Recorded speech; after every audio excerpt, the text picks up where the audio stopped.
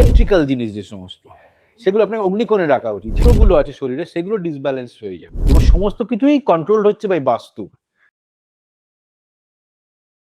Generally আমরা যেমন কি বলি, আমাদের 5টা তত্ত্ব আছে: অগ্নি, পৃথিবী, বায়ু, জল, আকাশ। চাইনিজদের মতে কিন্তু এই করার মধ্যে কিছু আছে, কিছু বাদ আছে। যেমন ধরুন আমি বলি, যদি বায়ুতত্ত্ব যদি কোনো গন্ডগোল হয়, সেক্ষেত্রে কিন্তু আমাদের শরীরে বায়ুতত্ত্ব কোথায় আছে?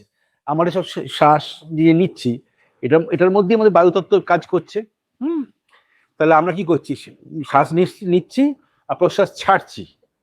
তো এখানে যদি বায়ু যদি প্রবলেম হয়, আমাদের কি হবে, যে চক্রগুলো আছে শরীরে সেগুলো ডিসব্যালেন্স হয়ে যাবে। তার একটা পদ্ধতি আছে এবং সমস্ত কিছুই কন্ট্রোল হচ্ছে বাই বাস্তু। তাহলে আমরা কোন দিকটা কিভাবে, যেমন উত্তর দিক, এটা হচ্ছে জলের দিক। আবার দক্ষিণ দিক বা দক্ষিণ পূর্ব দিক, যেটাকে আমরা বলি কি অগ্নিকোণ, এটা হচ্ছে আগুনের দিক। হ্যাঁ, তো আগুনের দিকে আপনাকে কি করা উচিত? তাহলে রান্নার যে সামগ্রী সেই জিনিসগুলো রাখা উচিত।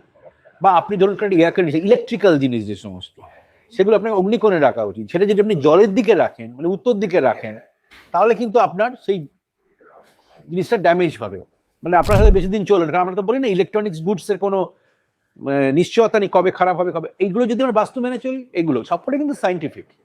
সুতরাং বাস্তুটা পুরোপুরি সায়েন্সের উপর দাঁড়িয়ে আছে। তো এইটা যদি আমরা ঠিকমতো মেনে চলতে পারি, তাহলে কিন্তু আমরা সুস্থ জীবনযাপন করতে পারি।